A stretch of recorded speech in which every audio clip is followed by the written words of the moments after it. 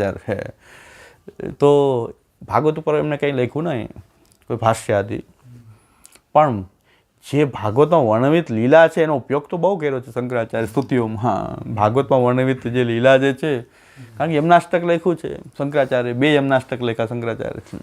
એમાં કહે છે મુરારી કાય કાલિમા લલામ વારી ધારિણી પુનિકત્વ વિષ્ટપાતી લોક શોક હારિણી. એમાં મુરારી કાય કાલિમા, એમ કે મુરારીના શ્રીઅંગનો જે વર્ણ શ્યામ છે એવા જ વર્ણવાળી છે યમુનાજી. એટલે એ મુરારીનું તેજ યમુનાજીમાં બોલી રહ્યું છે. એમ કહે છે કે ઠાકોરજીનું જે તેજ જે છે એ યમુનાજીમાં અનુભવ થઈ રહ્યો છે. મુરારી કાય કાલિમા લલામ વારી ધારિણી તુનિકત્વ વિષ્ટપાતી લોક શોક હારિણી. અને આ યમુનાજી તો એવું છે કે દર્શન કોઈ કરી લે તો ત્રિલોકનું શોકનું હરણ કરી લે, એવી શ્રી યમુનાજી છે. તો આ બધી ભજલીલા સિવાય હા, એટલે કે ભજ ગોવિંદમ, ગોવિંદમ ગોવિંદમ કહે, ગોવિંદ વાત પાછી ક્યાંથી આવી ગઈ? તો અનેક સ્તોત્રની સ્તુતિઓમાં કૃષ્ણની લીલાનો ઉપયોગ તો કર્યો છે. એ લીલાવાજી ભાગવતોક્ત છે. ભાગવત પ્રમાણ શંકરાચાર્ય ન માનતા હોત તો આવી કોઈ લીલાઓની વાત કરત જ નહીં, કે બધી ખોટી વાત છે એમ કે. એનું તત્વદર્શન અલગ છે. પછી છેલ્લે મિથ્યાવાદ જે છે એ તો પાછું અલગ વસ્તુ છે આખી. હા, એક વાક્યતાનો આઈડિયા નથી એમ ન કહી શકીએ આપણે. પાછું એ પણ છે કે પ્રસ્થાનનો એટલે શું, એને વિચારમાં આ શાસ્ત્રને કેન્દ્રમાં રાખી અને એક વિચાર એને ભાષ્ય લખતા ગયા કારણ જે શાસ્ત્ર કે એનું ભાષ્ય કરતા ગયા. એ રીતે આખા ભાષ્ય લખાઈ ગયા. હવે એક વાક્યતા શંકરાચાર્ય નથી કરતા એવું પણ ન કહી શકીએ આપણે, કારણ કે પાછા એક શાસ્ત્રમાં બીજા શાસ્ત્રના કોટેશન આપી રહ્યા છે. ગીતામાં આમ કીધું છે, વાત વેદની કરી રહ્યા છો, ગીતાનો સંદર્ભ આપી રહ્યા છો. બ્રહ્મસૂત્રની વાત કરી રહ્યા છો તમે, તો ગીતાનો સંદર્ભ આપી રહ્યા છો. તો શું કરવાની કોશિશ શું કરી રહ્યા છો તમે, કે આ જ વાત ગીતામાં કહી રહી છે એમ તમે કહી રહ્યા છો. એક વાક્યતા જ થઈ ને. પણ મહાપ્રભુજી એમ સિસ્ટમેટિકલી જે કહી રહ્યા છે કે હું શરૂઆત જ આમ કરું છું, ચારેયને એક વાક્યતા કરીને જ પ્રમાણ છે અમારે ત્યાં. મહાપ્રભુજી જે કરી રહ્યા છે એ સિસ્ટમ નથી શંકરાચાર્યને ત્યાં, પણ આંતરિક રીતે પાછી એ સિસ્ટમ તો આવી જ ગઈ છે. એક વાક્યતાની સિસ્ટમ તો આવી જ ગઈ છે, કારણ કે વાત તમે બ્રહ્મસૂત્રની કરો છો, પાછી એ વાત સિદ્ધ કરવા માટે ગીતાનું ઉદાહરણ આપો છો, તો કે ગીતામાં ભગવાન આમ કહે છે.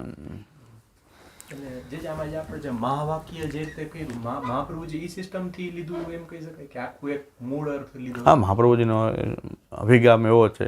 પણ શંકરાચાર્ય તો ખાલી તત્વમસી સિવાય બીજા મહાવાક્ય વાંચતા જ નથી.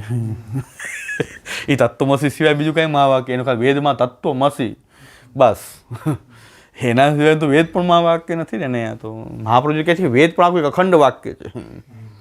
મહાપ્રભુજી એમ કહે છે કે આ વેદ જે છે એ પણ એક આખું એક વાક્ય છે. આખો વેદ એને એક વાક્ય તરીકે જુઓ તો એનો અર્થ શું થાય છે?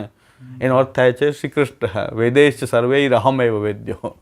આખા વેદથી શું જાણવાનું છે? મને જાણવાનું છે. ભગવાન કહે છે આખા વેદનો અર્થ હું છું. તો શંકરાચાર્ય એક વાક્યતા પણ કરી છે, નથી કરી એમ નથી કહી શકાય. પણ આ જે સિસ્ટમ જે છે કે એક શાસ્ત્રની વાત કરી ત્યારે એનાથી ભાષ્ય શરૂઆત કરી. મહાપ્રભુજી જે છે એને પ્રસ્થાન, એ વ્યવસ્થા પ્રસ્થાન એની હતી. હવે મહાપ્રભુજી ભાગવતની વ્યાખ્યા કરી, લોકો એમ કહેવાય કે મહાપ્રભુજી પ્રસ્થાન ચતુષ્ટયના આચાર્ય છે. ઓલા પ્રસ્થાન ત્રયના આચાર્ય છે, તમે પ્રસ્થાન ચતુષ્ટયના આચાર્ય છે. પણ પ્રસ્થાન ચતુષ્ટય જેવું છે નહીં મહાપ્રભુજીનામાં, કારણ કે મહાપ્રભુજી અલગ અલગ વિચાર કરીને વાત કરવામાં નથી માનતા. મહાપ્રભુજી એમ કહે છે કે ચારેય શાસ્ત્ર પહેલાં મૂકીએ પ્રમાણ, એની એક વાક્યતા. મહાપ્રભુજીનો પ્રમાણનો વિચાર એ પણ આપણે લખી લઈએ. મહાપ્રભુજી પ્રમા કેને કહે છે? એતत् ચતુષ્ટયમ એક વાક્યતાપન્નમ સત્પ્રમાજનકમ ઇતિ અર્થઃ. એક વાક્યતાપન્નમ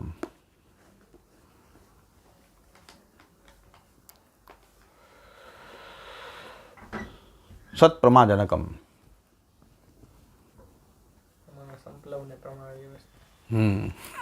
સંપલવ છે, આ વ્યવસ્થા છે. પ્રમાજનકમ.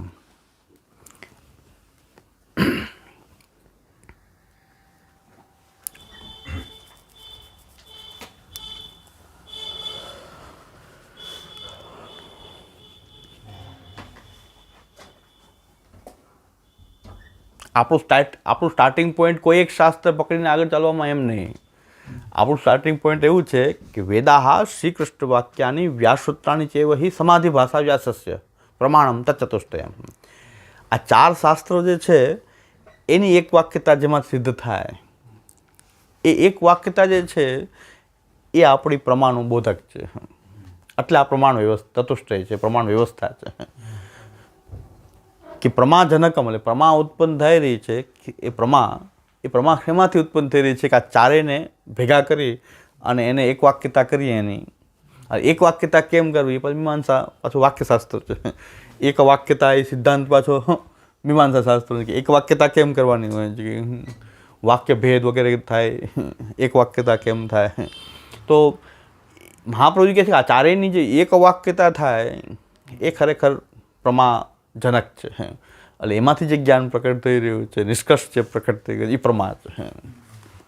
એટલે આપણે ત્યાં પ્રમાણની આ ચતુષ્ટયની વ્યવસ્થા આપણી આવી પ્રમાણ ચતુષ્ટયની વ્યવસ્થા છે, પ્રસ્થાન નથી કે મહાપ્રભુ કે એક આ ત્યાં શરૂ કરી ચાલો વેદની વાત વેદ જ કહેવા માંડ્યા, વેદનો વિસ્તાર કરીને બતાવવા માંડ્યા, ત્યાર પછી ગીતા સમજાવી દીધી, પછી બ્રહ્મસૂત્ર સમજાવી દીધું, ભાગવત સમજાવી દીધું, તો બરાબર છે કે ચાલો એ એક વાક્યતા મહાપ્રભુજી ન કરતા હોત અને દરેક શાસ્ત્રનો ખાલી વિચાર કરતા હોત તો એ પ્રસ્થાન છે, તો ચતુષ્ટય થઈ જાય, પ્રસ્થાન ચતુષ્ટય.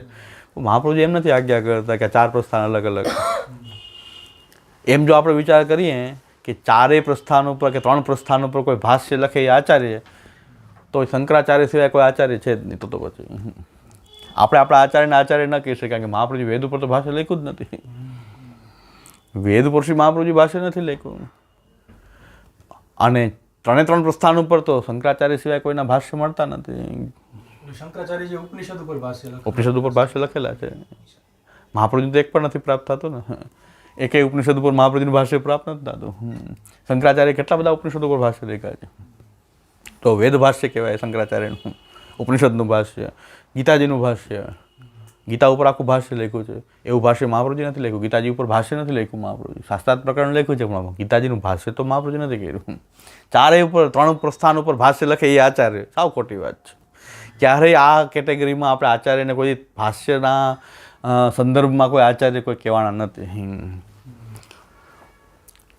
તો મહાપ્રભુજી તો વેદ ઉપર પણ નથી લખ્યું ભાષ્ય, ગીતા ઉપર ભાષ્ય નથી લખ્યું, ખાલી ભાગવત ઉપર પ્રાપ્ત થાય છે મહાપ્રભુજી. સુબોધની કઈ નિબંધ અને સુબોધની, ભાગવત અને બ્રહ્મસૂત્ર 2 ઉપર થાય છે. પાછું એ કેટેગરીમાં તો મહાપ્રભુજીને આપણે આચાર્ય ન કહી શકીએ. જો આવી કેટેગરી હોય કે આચાર્ય માટે ક્વોલિફિકેશન આવું હોય કે ભાષ્ય પ્રસ્થાન ત્રય ઉપર ભાષ્ય લખે એ આચાર્ય, પછી શંકરાચાર્ય લખ્યું બધા લખવું જરૂરી નથી. એ તો શંકરાચાર્ય પ્રસ્થાન ત્રય ભાષ્ય લખ્યું ને બધા પ્રસ્થાન ત્રય ભાષ્ય લખ્યું. શંકરાચાર્ય પ્રસ્થાન કીધું ને આપણે પ્રસ્થાન કહેવું, એટલે પછી શંકરાચાર્ય કહેવું એ જ આપણે કરવું એવું કોઈ નિયમ નથી કે એની શંકરાચાર્ય કહેવું એવી રીતે જ બધાએ કરવાનું, એવો કોઈ નિયમ નથી. એટલે પ્રસ્થાનની જે વ્યવસ્થા છે એમાં કોઈ પણ શાસ્ત્રથી વિચારનો પ્રારંભ થઈ જાય અને પછી એની અંદર એકવાક્યતા તો કરતા જ હોય છે. પાછા અંદર એકવાક્યતાનો સિદ્ધાંત ભૂલાતો નથી, કારણ કે પાછું બ્રહ્મસૂત્રમાં ગીતાનું ઉદાહરણ શંકરાચાર્ય આપતા હોય છે, એના ભાષ્ય બ્રહ્મસૂત્રનું ભાષ્ય કરે છે. વાત પછી ગીતાજીની પણ કરે કે ગીતામાં આમ કીધું છે, પુરાણોમાં આમ કીધું છે. પુરાણને જો પ્રમાણ ન માનતા તો પુરાણના ઉદાહરણને પ્રમાણ ન માનતા, પુરાણોની વાત પણ કહે છે કે પુરાણોમાં આમ ઉલ્લેખ છે. શાંકરોના ગ્રંથોમાં પુરાણોનો ઉલ્લેખ આવે, શ્રુતિઓનો ઉલ્લેખ આવે, પુરાણોનો ઉલ્લેખ આવે. તો એનું કારણ શું છે કે એ પ્રમાણ તો માને છે, પ્રસ્થાન નથી પણ પ્રમાણ તો છે. મહાપ્રભુજી પ્રમાણ ચતુષ્ટય કહી રહ્યા છે, પ્રસ્થાન ચતુષ્ટય મહાપ્રભુજી નથી કહેતા, કારણ કે મહાપ્રભુજી એ રીતે વિચાર કરેલો નથી કે એક શાસ્ત્રને લઈને ચાલવું, બીજા શાસ્ત્ર લઈને ચાલવું, બધાને કન્સોલિડેટ કરીને એક વાક્યતા કરીને ચાલવું, એ મહાપ્રભુજીનું સિસ્ટમ છે. સત્પ્રમાજનકમ, સત કયા અર્થમાં છે? સત્પ્રમાજનકમ, સત એટલે હોવું, બીજું કાંઈ નહીં. આ રીતે હોવું પ્રમાજનકમ.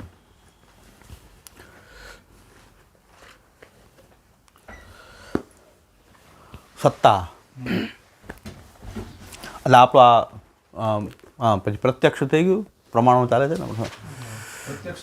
હા, પછી અનુમાન.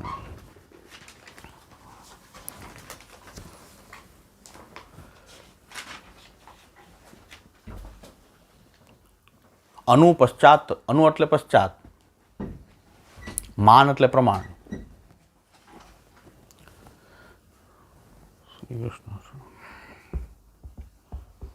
માન એટલે પ્રમાણ. પ્રમાણ માન પણ કહેવાય એને. માનમ, પ્રમાણમ.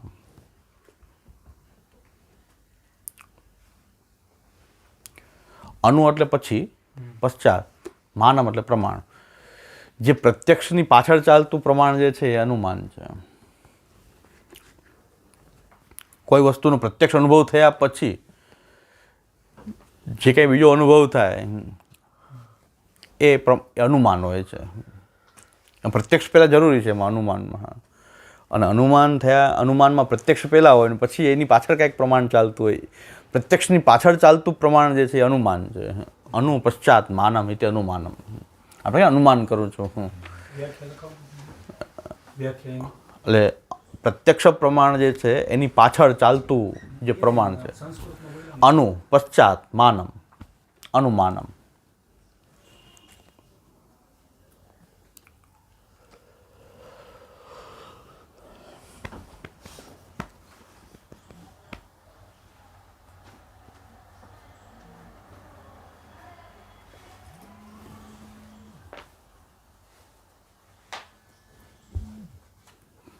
હમણાં 5 મિનિટમાં એને જે ભક્તિ કરી આપણે તો ઈ આમ સ્વાર્થ ભક્તિ માનો આવી જાય છે. ના સ્વાર્થ મહાત્મ્ય હશે તો સ્વાર્થ નહીં આવે, નહીં તો સ્વાર્થ કરે. ઘણા કયા કારણથી ભગવાનને ભજે છે, ભગવાનના મહાત્મ્યથી આપણે ભગવાનને ભજીએ તો આપણી અંદર જે શુદ્ધ પ્રેમ અંદર રહેલો છે એ મહાત્મ્યથી બહાર આવે છે. પ્રેમ પ્રકટ નથી થતો પણ અંદર રહેલો જે ભગવાન પ્રત્યેનો જે પ્રેમ જે છે જે વરણથી છે એ બહાર આવી રહ્યો છે. મહાત્મ્ય તો એને એક સાધન છે કે જે બહાર લાવવા માટે. જો સહજતાથી પ્રેમ થઈ જતો તો મહાત્મ્યની જરૂર નથી. ચાલો તો ભગવાન સિવાય બીજે ક્યાંય તમને કોઈ પ્રભુ સિવાય બીજું ક્યાંય રુચિ જ ન થાય એવું સહજ જ આકર્ષણ પ્રભુ પ્રત્યે થઈ ગયું તો મહાત્મ્યની આવશ્યકતા નથી એમ માની લેતું પડે તો શુદ્ધ પુષ્ટિ છે.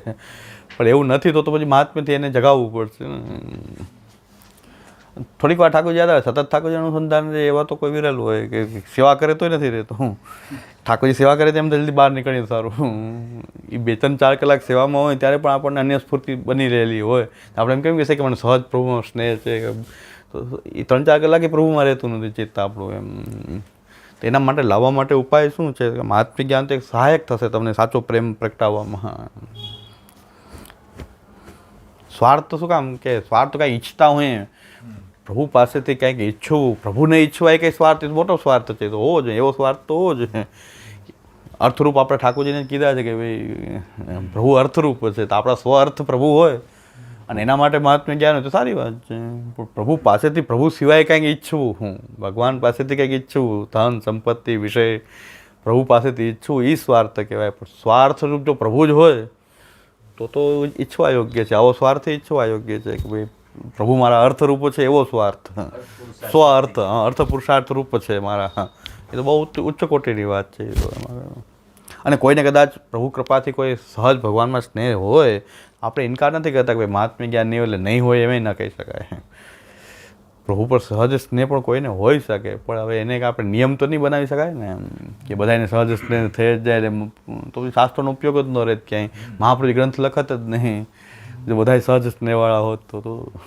અને એવા ભગવદીઓ છે હતા જ, હોઈ પણ શકે, આપણે ના નથી પાડતા કે જેને ભગવાનનો સહજ સ્નેહ ન હોય એવા કોઈ અત્યારે નહીં હોય એમ ન કહી શકાય. પાછી ઘણાની પછી ભ્રાંતિ થઈ જતી હોય છે આપણને. પાછી એ છે કે આપણે આ સહજ સ્નેહવાળા મહાન ભગવદી છે તો પાછા એ મહાન આસારામ નીકળે એવું કાંઈ એમાં કાંઈ નક્કી નહીં. એ ભ્રાંતિ એવું ફેલાવી દે કે મને સહજ સ્નેહ પ્રભુમાં છે તો એ પાછળથી શું નીકળે કાંઈ ખબર નહીં.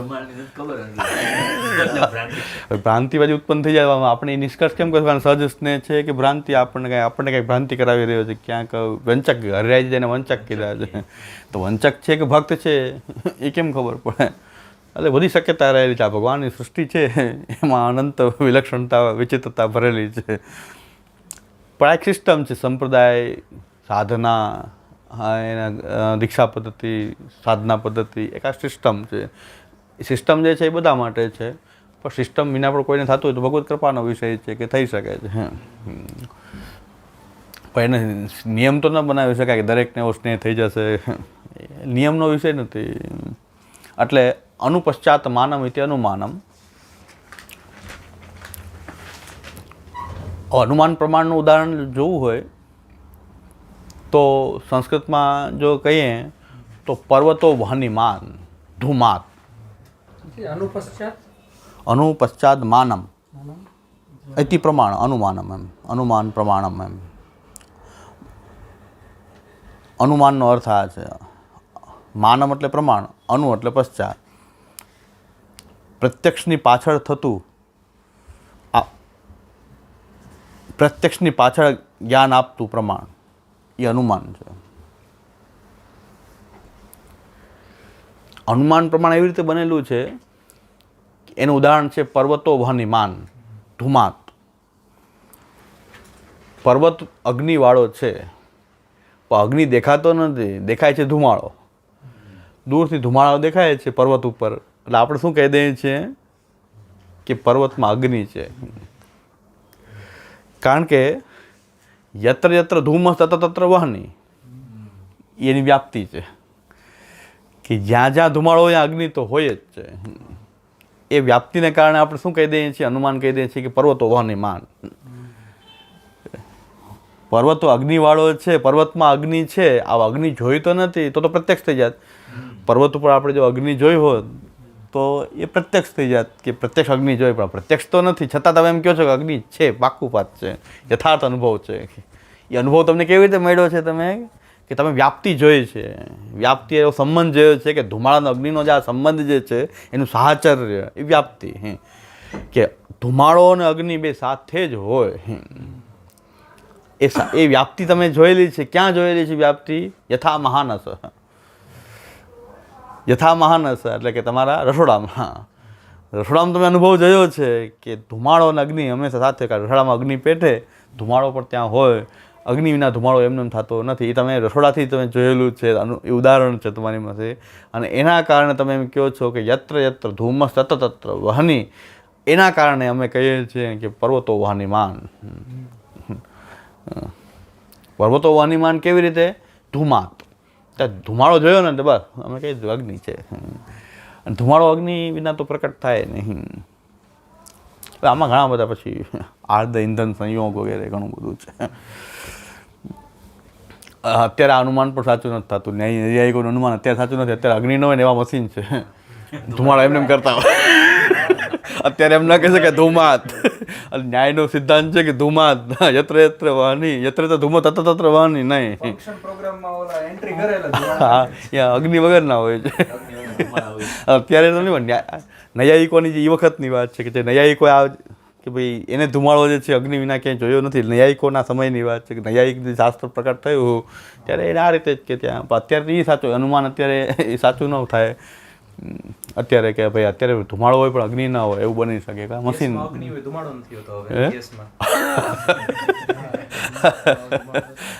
એ તો સાચું, એ તો નૈયાયિકોએ કીધું છે. યત્ર યત્ર ધૂમ તત્ર તત્ર, યત્ર યત્ર ધૂમ તત્ર તત્ર વાણી બરાબર, યત્ર યત્ર વાણી તત્ર તત્ર ધૂમ એમ નથી પાછું. એ તો નૈયાયિકોએ કહે છે કે જ્યાં જ્યાં અગ્નિ હોય અહીંયા ધુમાડો હોય એવું જરૂર નથી, પણ ધુમાડો અહીંયા અગ્નિ હોય. પણ અગ્નિ ધુમાડા જ્યારે અગ્નિ ફૂલ ફ્લેજ હોય ત્યારે એમાં ધુમાડો ન થતો હોય. એટલે એ તો એકદમ ફૂલ ફ્લેજ પેટી જાય તો ધુમાડો ન થાય. એ તો નૈયાયિકોએ પણ કીધું છે કે ભાઈ આમ નહીં કહી શકાય. યત્ર યત્ર ધૂમસ તત્ર તત્ર વહની કહી શકાશે, પણ યત્ર યત્ર વહની તત્ર તત્ર ધૂમ એમ ના કહી શકો તમે. આ ન્યાયશાસ્ત્ર આવ્યું. ન્યાયશાસ્ત્રને જે રજૂ કરતા હોય એ નૈયાયિક કહેવાય. ન્યાયશાસ્ત્રને ભણનારો, ન્યાયશાસ્ત્રનો અભ્યાસ કરનારો આ ન્યાયશાસ્ત્ર. આ કહું છું ને, પ્રમાણો બતાવવાની વ્યવસ્થા બતાવતું શાસ્ત્ર એ ન્યાયશાસ્ત્ર છે. નિયતે લોજિક છે, તર્કશાસ્ત્ર. નિયતે અનેન ઇતિ ન્યાય. કોઈ પણ કન્ક્લુઝન તારવવું, કોઈ પણ ઇન્ફોર્મેશનમાંથી છેલ્લે કન્ક્લુડ શું કરવું, એને આપણે ન્યાય કહેશું. ન્યાયનો અર્થ એટલે આ કોર્ટવાળો ન્યાય નહીં, પણ નિયતે અનેન, જેના દ્વારા તમે કંઈક નિષ્કર્ષ ઉપર પહોંચો એ પ્રકારની જે વ્યવસ્થા છે એ ન્યાય છે. કોણ છે?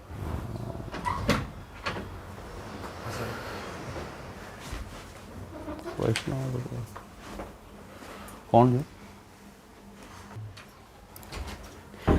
કોઈ પણ કન્ક્લુઝનમાં પહોંચવાની પદ્ધતિ, નિર્ણય ઉપર આવવું. એટલે આ ન્યાયશાસ્ત્ર એટલે આને પણ ન્યાય કહેવાય. એ અર્થમાં આ પણ ન્યાય છે કે કંઈક નિર્ણય લાવવો. આનાથી એ પાછો વ્યાકરણનો વિષય છે. અને તો દરેક શાસ્ત્ર આ રીતે જોડાયેલું છે કે અનેન કેમ આવ્યું, તો એ તૃતીય વિભક્તિ પ્રયોગ થયું. એ પાછું વ્યાકરણ બતાવશે આપણને. આ જે વાક્યશાસ્ત્ર પ્રમાણશાસ્ત્ર જે છે એ આખે આખું ન્યાયનું ન્યાય જ પ્રમાણશાસ્ત્ર છે. આ પ્રમાણોની વાતો કરે, પ્રત્યક્ષ, અનુમાન, ઉપમાન બધાની ચર્ચા કરે. અને એક શબ્દ પ્રમાણ છે એ પાછું અલગ વેદાંત. વેદાંત નહીં, શબ્દ એટલે શાસ્ત્રો. શાસ્ત્રો જે છે એ પ્રમાણ છે. વેદાંતિઓ મૂળથી શાસ્ત્રથી ચાલે છે. એમ પ્રત્યક્ષાદી અનુમાનનો ઉપયોગ કરે પણ શાસ્ત્રથી વિરોધ જતું હોય. હા, મહાપ્રભુ શું આજ્ઞા કરી? વેદાહ શ્રીકૃષ્ણ વાક્યાની વ્યાસસૂત્રાણી ચૈવ સમાધિ ભાષા વ્યાસસ્ય પ્રમાણમ ચતુષ્ટયમ પ્રમાણમ તત્ચતુષ્ટયમ ઉત્તર પૂર્વ સંદેહ વારકમ પરિકીર્તિતમ એતદ વિરુદ્ધમ જે તત્તમ તન્માનમ ન કથંચન. એમ આનાથી વિરુદ્ધ કોઈ પણ અમને માન્ય કોઈ પણ પ્રમાણ, આ ચતુષ્ટયના સિદ્ધાંત એક વાક્યતાથી જે સિદ્ધાંત આવતો એનાથી વિરુદ્ધ જતું કોઈ પણ પ્રમાણ અમને માન્ય નથી. પ્રત્યક્ષ હોય તો એ માન્ય નથી. પ્રત્યક્ષ એમ કહે છે કે અહીં ભગવાન છે જ નહીં, અમે નહીં માનીએ. શાસ્ત્ર કહે છે ને સર્વમ ખલુ ઇદમ બ્રહ્મ, એ માનશું. પ્રત્યક્ષ ક્યાં ભગવાન દેખાય? બતાવો. આમાં ક્યાં ભગવાન છે? સર્વમ ખલુ ઇદમ બ્રહ્મ, ક્યાં બ્રહ્મ છે? કઈ જગ્યાએ બ્રહ્મ છે? તો એ પ્રત્યક્ષથી સિદ્ધ કેમ કરવું કે ભગવાન બધે જ છે? પ્રત્યક્ષથી અમને ભગવાન નથી દેખાતો એનો મતલબ કે ભગવાન નથી અમે નહીં કહીએ, કારણ કે અમને શબ્દ પ્રમાણ છે. અમને શાસ્ત્રએ કહ્યું છે કે સર્વમ ખલુ ઇદમ બ્રહ્મ એટલે છે. અલૌકિક વિષય માટે પ્રમાણ અલૌકિક જ જોઈએ. અલૌકિક જ જોઈએ. એની માટે શબ્દ જ પ્રમાણ છે. શબ્દ એટલે કઈ રીતે સમજવાનું? શબ્દ એટલે મૂળ તો શાસ્ત્ર. આપ્તવાક્યમ જે છે શબ્દ, એ શબ્દ પ્રમાણભૂત શબ્દ એટલે શાસ્ત્રના શબ્દો જે છે એ પ્રમાણભૂત છે. લૌકિક શબ્દો પ્રમાણભૂત નથી. શાસ્ત્રના દરેક શબ્દ જે છે એ પ્રમાણભૂત છે. લૌકિક શબ્દો પ્રમાણ નથી.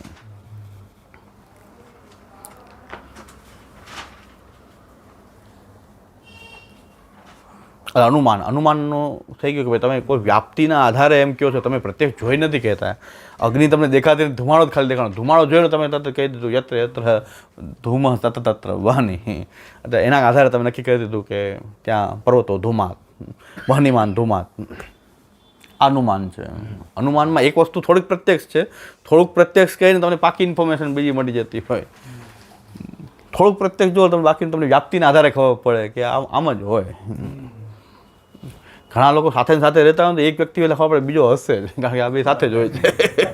કારણ કે એવું કોઈનો સ્નેહ હોય કે સાથે સાથે જોવા મળતા હોય ને ત્યારે એક વ્યક્તિને જોઈને માને કે આજુ ન દેખાતો હોય ને કે ઓલા ભાઈ તો હશે જ ને સાથે. હા, કે હમણાં બહાર ગયા હારે જ હતા. અનુમાન છે કે કોઈ દિવસ આ બે અલગ હોતા જ નથી. એટલે આપણે અનુમાનના આધારે કદાચ એકને જોઈએ ને તો આપણે કહીએ બીજું કે આજુબાજુમાં ક્યાંક હશે ખરો, પ્રકટ થશે. કારણ કે આ સાથે જોયા બે જણા, અલગ હોતા નથી તો ક્યાંક પ્રકટ થશે. તો કે હા સાથે જ આવ્યા, એમ તરત જ કહે કે સાથે જ આવ્યા, જરાક બહાર ગયા છે. તો અનુમાન કરી લીધું આપણે કે તમે આવ્યા છો એટલે ઓલા ભાઈ હશે, કારણ કે તમે બે સાથે જોવો છો. એટલે અનુમાન થઈ ગયું. એ અનુમાન પણ એક પ્રમાણ છે, કારણ કે સાચી વસ્તુની યથાર્થ અનુભવ એનાથી પણ થતો હોય છે. અનુમાનથી પણ યથાર્થ અનુભવ થાય ને, તો અનુમાન પણ એક પ્રમાણ છે. પછી એક છે ઉપમાન.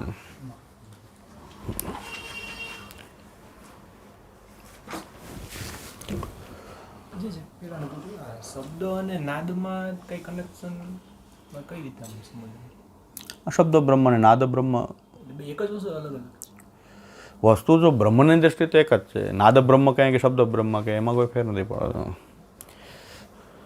પણ થોડુંક અંતર આમ જોઈએ તો થોડુંક અંતર આવે કે ભાઈ ધ્વનિ જે છે એ ધ્વનિ બધી જે નાદ રૂપ છે અને એમાંથી પછી શબ્દનું નિર્માણ થતું હોય. ધ્વનિઓથી પછી કાર્યકારણ જેવું કાર્યકારણ આ ધ્વનિ છે પછી જ પ્રકટ શબ્દ પ્રકટ થાય. પેલા ધ્વનિ હોય છે, ધ્વનિના આધારે શબ્દ પ્રકટ થતો હોય.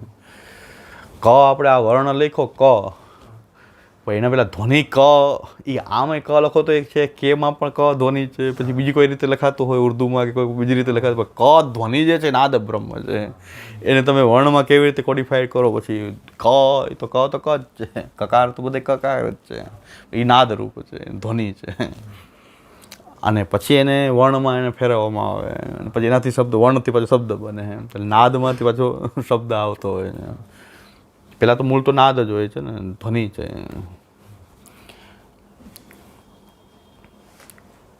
એટલે એ અર્થમાં ઓમ પાછા એક પણ છે ને થોડુંક જુદું પણ છે. નાદ અને શબ્દ ઓમ થોડુંક પ્રારંભિક રીતે તો નાદ જ છે, પછી એમાંથી શબ્દ નિર્માણ પામતો હોય છે. બધા ધ્વનિઓ એકત્ર થઈ શબ્દ તો અલગ. નાદ તો એમાં પછી નાદ બધા જે છે એકત્ર થઈને એક એક શબ્દ નિર્માણ થતું હોય એમાંથી, વર્ણથી શબ્દ. વાણી જે છે વાયુના માધ્યમ દ્વારા પ્રવર્તે છે, છે જ ને. શબ્દ નાદ બ્રહ્મ જે છે એ આ રીતે ફેલાયેલો છે. આપણે કંઈક બોલીએ છીએ એ આપણી જે ધ્વનિ જે છે એ ટ્રાવેલ કરતી હોય છે.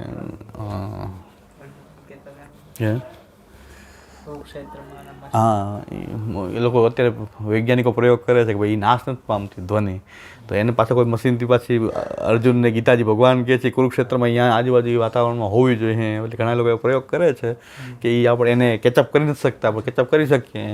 કેમ કે ટ્રાવેલ કરીને આવે છે ને, આકાશવાણી વગેરેમાં શું છે, મોબાઈલમાં શું છે, ક્યાં ને ક્યાંની બોલાયેલી ધ્વનિ ટ્રાવેલ થતી થતી પછી અહીંયા પહોંચે છે આપણી પાસે. ન્યાયના સિદ્ધાંતમાં એને વિચી તરંગ ન્યાય કહે છે. ન્યાયિક લોકો શબ્દને વિચી તરંગ ન્યાયથી આપણને મળે. એમ કે વિચી તરંગ ન્યાય એટલે કે કોઈ તળાવ હોય, ભરેલું પાણી હોય, એમાં તમે કોઈ પથ્થર નાખો, પછી આ વમળો સજાતા અહીંયા પથ્થર અહીંયા નાખ્યો છે, એના વમળો વાં સુધી પહોંચે, વમળ ટ્રાવેલ કરતા હોય એકબીજા એને વિચી તરંગ ન્યાય કહે. શબ્દ ક્યાંક બોલાણો એ રીતે પ્રવાહિત થતો પાછો અહીં કાન સુધી પહોંચ્યો. વિચી તરંગ ન્યાયથી નૈયાયિકોની પરિભાષામાં કે શબ્દ કેમ આવે, પાછું એ નૈયાયિકોની પ્રક્રિયા આમ બતાવે છે. નૈયાયિક એટલે કે ન્યાયશાસ્ત્રને જે જાણકાર હોય, ન્યાયનો જે જાણકાર હોય, જ્ઞાતા હોય એ નૈયાયિક કહેવાય. વ્યાકરણ શાસ્ત્રનો જ્ઞાતા હોય વૈયાકરણ કહેવાય. મીમાંસાનો જે વિદ્વાન હોય મીમાંસક કહેવાય. એવી રીતે એટલે એક ઉપમાન પ્રમાણ છે.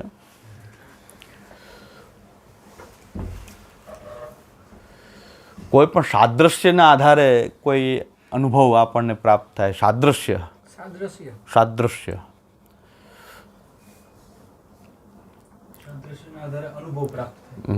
એ ઉપમાન છે.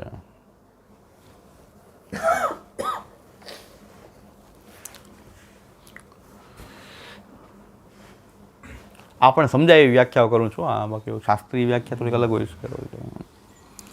એ તો પછી આપણે ન્યાયને રાખીને ન્યાય શું એક્ઝેક્ટ કહે છે, બાકી આ તો સમજવા માટે છે કે ઉપમાનને સમજવું કેમ સમજવું એના પાસે શાસ્ત્રાર્થ છે. શંકરાચાર્ય પણ એના શાસ્ત્રાર્થ કરે છે કે આ પ્રમાણ આમ નથી, આ પ્રમાણ આમ નથી, આમાં અંતર્ભાવ છે, આમાં કેવી રીતે અંતર્ભાવ છે એકબીજાનો, એ બધું ઘણું બધું થઈ શકે.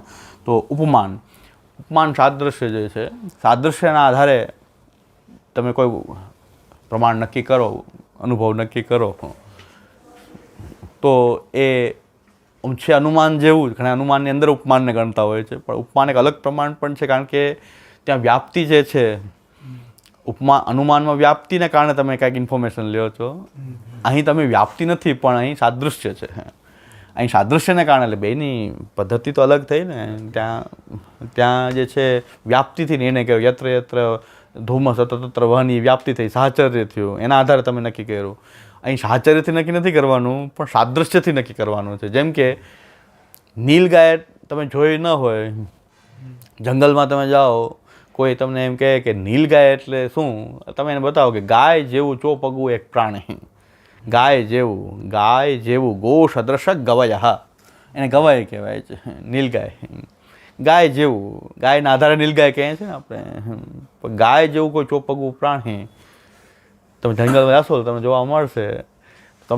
તમે જાણો છો શું ગાય, નીલગાયને ઓળખતા નથી, પણ તમને ઇન્ફોર્મેશન એમ આપવામાં આવે કે ગાય જેવું એક ચોપગું પ્રાણી તમને મળે, તો એને તમે નીલગાય કેવું. ગૌ સદૃશ ગવય, ગાય જેવું એ નીલગાય હોય. હવે આપણી પાસે એટલી ઇન્ફોર્મેશન છે ગાય જેવું પ્રાણી, અને આપણે નીલગાય સામે મળે આપણે તરત ઓળખી જાય ગાય જેવું ચોપગું પ્રાણી, આ નીલગાય છે. એટલે આપણે તરત જ આપણને કહેશું કે આ ઉપમાનના આધારે કીધું છે, અનુમાન નથી કર્યું, આ ઉપમાન છે. કારણ કે સાદૃશ્યથી ના જેવું એમ કીધું છે. જ્યાં હશે તો અનુમાન થશે, કે જ્યાં ગાય હોય ત્યાં જ ગવાય હોય તો અનુમાન કહેવાય. પણ ગાય હોય ત્યાં નીલગાય હોય એવું જરૂરી નથી, પણ ગાય જેવું તમને મળે કંઈક જુદાપણું તો છે ને. ઘણા પ્રમાણને એક કરી નાખે, પણ પ્રમાણને અલગ અલગ, પણ ઉપમાન એક અલગ પ્રમાણ શું કામ છે કે કારણ કે બેના અનુભવ અલગ અલગ પ્રકારના છે. માં વ્યાપ્તિથી છે, અહીં સાદૃશ્યથી છે. તો બે અનુભવ તો જુદા છે ને. અનુભવ જુદા એટલે તો પ્રમાણ જુદા છે. બાકી તો એક જ અનુભવ, યથાર્થ અનુભવ જ પ્રમાણ છે. એ પ્રત્યક્ષથી તે પ્રમાણથી અનુમાન છે કે ઉપમાન, તે પણ અનુભવો તમને અલગ અલગ પ્રકારના થાય છે. એને તમે કેટેગરાઇઝ કરો છો એટલે પ્રમાણની વ્યવસ્થા અલગ અલગ થાય છે. પ્રમાણ, પ્રત્યક્ષ, અનુમાન, ઉપમાન વગેરે. એટલે ઘણા લોકો ભેગા કરવામાં માને છે, ઘણા છૂટા ફરવા માને છે. એટલે એવું ચાલે. આચાર્યોના બધાના અભિગમ અલગ અલગ છે. ન્યાયશાસ્ત્રના મીમાંસાના અભિગમ અલગ અલગ છે, શાંકરોના અલગ અલગ છે, કુમારી ભટ્ટ અલગ કે છે, પ્રભાકર અલગ કે છે, એવું બધાના અલગ અલગ પ્રમાણ વ્યવસ્થા બધાની શું છે. આપણે ત્યાં બહુ ક્લિયર છે કે શબ્દ મુખ્ય પ્રમાણ છે, એનાથી વિરુદ્ધ એકેય પ્રમાણ નથી, એનાથી સૌને બધાય પ્રમાણ છે. શબ્દને વિરુદ્ધ જતા હોય તો પ્રમાણ નથી. એ તો વિરુદ્ધમ કાંઈ પણ હોય એ અમને પ્રમાણ નથી. તન્માનમના કથંચન મહાપ્રભુ કહે છે કે આ 4 વસ્તુ છે એનાથી વિરુદ્ધ જતી વાત અમને પ્રમાણ નથી. ઉપમાન થયું. હવે આવે છે શબ્દ. શબ્દ એટલે શાસ્ત્ર. શાસ્ત્રીય શબ્દો પ્રમાણ હોય છે, લૌકિક શબ્દો પ્રમાણ નથી. શાસ્ત્રીય શબ્દો જે છે એ પ્રમાણ હોય છે. એટલે શબ્દ પ્રમાણ એટલે શાસ્ત્ર બધું જ. એમાં વેદાદિ શાસ્ત્ર મુખ્ય છે, વેદ વગેરે મુખ્ય છે.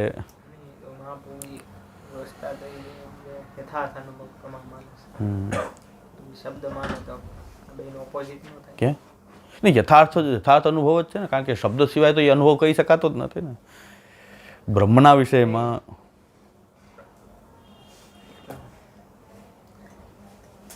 યથાર્થ અનુભવ છે તો પછી અમુક વસ્તુ તો તમે યથાર્થ અનુભવ તો એ સ્વીકૃત કરી લેવાની. શાસ્ત્ર છે, શાસ્ત્ર જે છે યથાર્થ જે શાસ્ત્ર જ કહી શકે. યથા જે છે શાસ્ત્રીય વિષય એવો જ છે, અલૌકિક વિષય અમુક ચેક થઈ શકે એમ જ નથી. માની લેવાની ને એ શાસ્ત્ર ચેક કરવાની તો કરી શકાય, તો પ્રત્યક્ષ પ્રમાણ છે. જે વસ્તુ ચેક થઈ શકતી હોય તો પ્રત્યક્ષ છે, પણ જે વસ્તુ ચેક ન થઈ શકતી ત્યાં શાસ્ત્રની વસ્તુ તમે ચેક પ્રત્યક્ષથી બીજા પ્રમાણોથી કરી શકશો જ નહીં. એના માટે શાંકરોની ખૂબ દલીલો છે કે બુદ્ધિ તમે જળ છે તો જળથી આ બુદ્ધિ જળ, પછી આટલી ક્ષુદ્ર અને અનંત હો વિષય બ્રહ્મ, તો બુદ્ધિમાં સમાય કેટલું? અને બુદ્ધિ પાછી જળ, બુદ્ધિ તો જળ બુદ્ધિ છે, બુદ્ધિમાં તો જળતા છે. તો આ બ્રહ્મ તો એટલો વ્યાપક છે, તો આટલી બુદ્ધિમાં વ્યાપક સમાય કેવું? જેમ કે ચાચક કી ચોંચપૂટ સબઘન કેસે સમાય. ચાતક તો જેટલી ચોંચમાં આવે એટલું લઈ શકે, આખા મેઘને થોડું પી શકશે.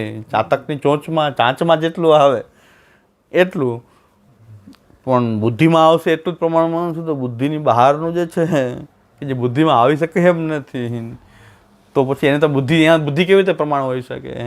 શાંકરોની પણ એવી દલીલ છે, બહુ જોરદાર દલીલ છે કે શાસ્ત્ર સિવાય આ વાત આવશે ક્યાંથી? તમે આ બધી વસ્તુ સિદ્ધ કરશો ક્યાંથી? કારણ કે બુદ્ધિની તો વિષય નથી, બુદ્ધિમાં સમાઈ શકે એમ નથી. અને બુદ્ધિ જળ બુદ્ધિ કેટલોક વિચાર કરી શકે? એ આ પરમ વ્યાપક તત્વ જે બ્રહ્મ જે છે એની આટલી બુદ્ધિથી એને તમે નિરાકરણ કરશો કેવી રીતે? એટલે આપણે ફૂટપટ્ટી લઈને આકાશ માપવા જઈએ તો મપાય કેવી રીતે? પછી આપણે કહેશું કે ના મને નથી મપાતો એટલે આકાશ જેવું છે જ નહીં. કારણ કે તમારી બુદ્ધિમાં સમજાતું નથી. મૂળ કારણ એ છે કે તમારો દોષ બુદ્ધિનો છે કે એ પ્રમેયનો દોષ છે. એ પ્રમેયને તમે જેમ કે આ બહુ સાચી અત્યારે વૈજ્ઞાનિક રીતે સાચી વાત છે. તમે અહીંયા કહો કે તમને એટલા ડાયાબિટીસ છે, તો અત્યારે પ્રત્યક્ષથી તમે જોઈને કહી શકો મને ડાયાબિટીસ છે. આમાં ડાયાબિટીસ ભરેલું છે, ચાલો હું ડાયાબિટીસનો પેશન્ટ છું. મધુરાધિપતિ રખીલમ મધુરમ. બધે લોહીમાં બધી મધુરતા ભરેલી. મધુરાધિપતિ ઠાકોરજીમાં અલૌકિક મધુરતા, આપણામાં મધુરાધિપતિ રખીલમ મધુરમ. એટલે આમાં બધું બ્લડ જ્યાંથી બ્લડ લઈને ડાયાબિટીસ માધુર્ય પકડાય ડાયાબિટીસનું માધુર્ય. પણ કોઈ પ્રત્યક્ષથી કેવી રીતે કહી શકે ડાયાબિટીસ છે? 300 ડાયાબિટીસ છે એમ પ્રત્યક્ષ કોઈ કહી શકે? એ તો ચેક કરે, માપે ને ઉપકરણ હોય ત્યારે એ પાછું એની બરાબર પદ્ધતિથી કોઈક જોવે. બ્લડનું સેમ્પલ લઈ જાઓ તો બ્લડનું સેમ્પલ એ સેમ્પલમાં દેખાતું નથી ડાયાબિટીસ. સેમ્પલને કોઈ ઉપકરણથી જોવે છે, કોઈ એના પ્રમાણકરણ છે, પ્રમાણના કોઈ કરણો છે, એની પાસે ઉપકરણો એવા છે કે એ જોવે ત્યારે કહે છે કે 300 ડાયાબિટીસ છે. તો પ્રત્યક્ષનો જે વિષય નથી, તમે કહો હું પ્રત્યક્ષથી જોઉં તો માનું, પણ પ્રત્યક્ષથી તમે ડાયાબિટીસ જેવા વસ્તુનો જે ભૌતિક વસ્તુ નિર્ણય પ્રત્યક્ષથી થતો નથી. તો પછી અલૌકિક વિષયની વાત તમે કહો કે હા અલૌકિક વિષય છે કે જે આનો વિષય જ નથી આ શાસ્ત્રનો, એટલે પ્રત્યક્ષનો વિષય બની શકતો નથી. તો એને પ્રત્યક્ષથી કેવી રીતે માપશું આપણે? જ્યાં થઈ શકતું હોય તો એને માપી લ્યો, ચાલો અર્થક્રિયાકારી રીતે. એને અર્થક્રિયાકારી જે હોય કે તમે પાછળથી એને તમે ચેક પણ કરી શકતા હો તો ચેક કરી શકાય. પણ જે વસ્તુ ચેક થશે તે ત્યાં શાસ્ત્ર જ પ્રમાણ હશે. જો શાસ્ત્રની વાત પ્રત્યક્ષથી થઈ શકતી હોય તો તે પ્રત્યક્ષ પ્રમાણ થઈ ગયું, શાસ્ત્રીય પ્રમાણ નથી. પ્રમાણનો નિયમ બાજુ આ છે કે અલગ પ્રમાણ શું કામ છે? આ કે જો પ્રત્યક્ષથી સિદ્ધ થતો હોય તો શાસ્ત્ર પ્રમાણ જ નથી, તો પ્રત્યક્ષ જ પ્રમાણ છે. ચારવાક એમ કે છે અમને પ્રત્યક્ષ કંઈ પ્રમાણ જ નથી. ચારવાક એમ કે સ્વર્ગ દેખાય છે, નથી દેખાતું, સ્વર્ગ પ્રમાણ નથી. ચારવાકનો સિદ્ધાંત એવો છે. ચારવાક દાર્શનિક એવો છે કે પ્રત્યક્ષ દેખાય માનવાનું, બીજું કોઈ પ્રમાણ પ્રત્યક્ષ જ પ્રમાણ છે. ચારવાક એમ કહે કે તમે પાપ પુણ્ય દેખાય છે નથી દેખાતું, પાપ પુણ્ય જેવું છે જ નહીં. ચિંતા કરો માં ઋણમ કૃત્વા ઘૃતમ પિબેત ભસ્મીભૂત દેહ છે પુનરાગમના કુતા. એમ કે જે તો દેહથી જેટલો આનંદ લેવાય એટલો લ્યો, કોઈ પાપ થશે ને પુણ્ય થશે આત્મા પડોમાં. કારણ કે પાપ પુણ્ય ક્યાં દેખાય છે, કઈ જગ્યાએ પાપ છે, કઈ જગ્યાએ સ્વર્ગ ક્યાં છે, નર્ક છે, શાસ્ત્ર કે છે દેખાય તમને સ્વર્ગ નર્ક નથી દેખાતું. કોમ ચિંતા કરી સ્વર્ગ નર્ક, જે કરવું એ કરો. ઇન્દ્રિયોના પરમ વિષયોનો ભોગ કરવો એ પરમ મુક્તિ છે એમ કે ચારવાક. કે ઇન્દ્રિયોનો જેટલો આનંદ આવે એટલો લેવો જોઈએ, ઇન્દ્રિય આપી છે તો આનંદ લેવો જોઈએ, બસ વાત પૂરી થાય. ભસ્મીભૂત દેહ છે પુનરાગમના કુતા. આ દેહ ભસ્મ થયા પછી કાંઈ ઉપર જવાનું નીચે જવાનું ક્યાંય છે નહીં, તો દેહ છે આપ્યો છે બસ એનો લાભ લેવો, આનંદ કરો, એ મુક્તિ છે. ચારવાક દર્શન, આપણે ચારવાક નામનો દાર્શનિક આવો થયો છે. અત્યારે બધા ફોલોવર એના જ છે. પ્રત્યક્ષવાદી થશું તો ચારવાકવાદી થઈ જશું આપણે. પ્રત્યક્ષ તો ચારવાક એમ કે ભગવાન પ્રત્યક્ષ દેખાય નથી દેખાતો, ભગવાન જેવું છે જ નહીં માની લ્યો, નથી કાંઈ શું કામ ચિંતા કરો, પ્રત્યક્ષ દેખાય માનો. અરે ભાઈ દરેક વસ્તુ પ્રત્યક્ષનો વિષય હોઈ શકતી નથી. સામાન્ય અત્યારે તો આ જોઈએ કે બ્લડ ટેસ્ટ થાય છે એ પ્રત્યક્ષના વિષય થોડા છે, ત્યાં ઉપકરણોના વિષય છે. એટલે અહીંયા કંઈક પ્રમાકરણ બીજા છે, પ્રમાયાહ કરણમ. ઉપકરણ શબ્દ એટલે આવ્યો છે કે જે કરણ ન હોય તો ઇમ્પોઝ કરણ છે, કે તમારી પાસે એવું કોઈ કરણ નથી કે તમે માપી શકો, તમે એક બીજું એક કરણ ઉત્પન્ન કરો, ઉપકરણ, કે જેના તમે એ વસ્તુને તમે જોઈ શકો. એટલે ઉપકરણો આવ્યા જે સાધનો, કે જે એ સાધનોથી ખબર પડે.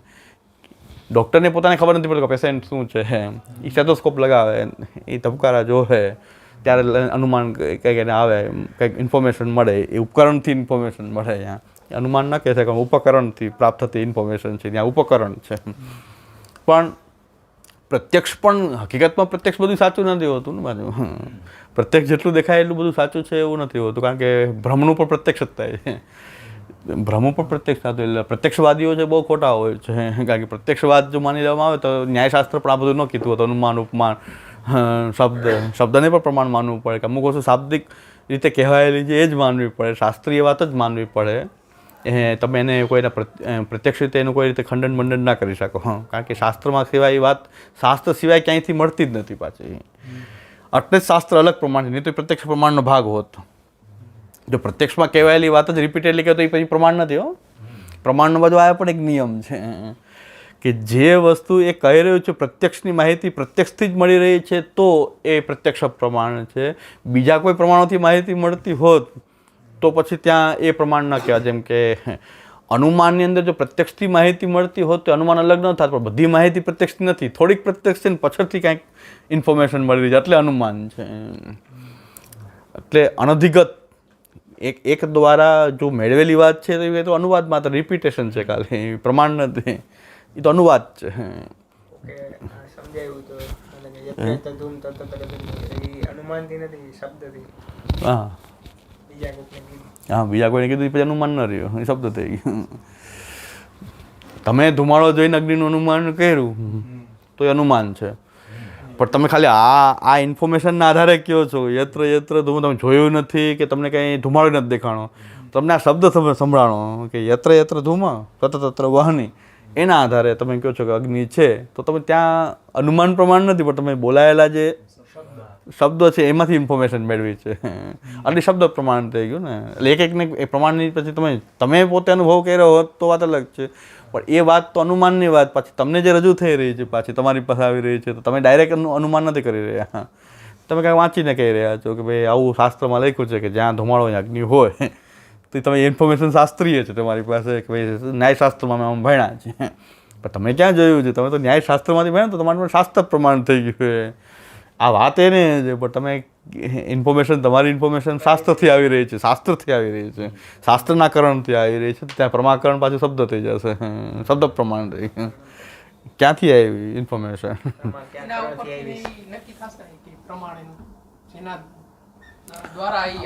હા હા, એનું કારણ બેનું છે એટલે એ પ્રમાણ છે ને.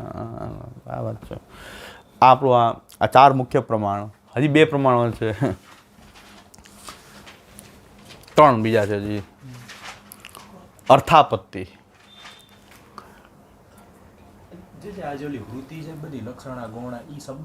શબ્દ નહીં.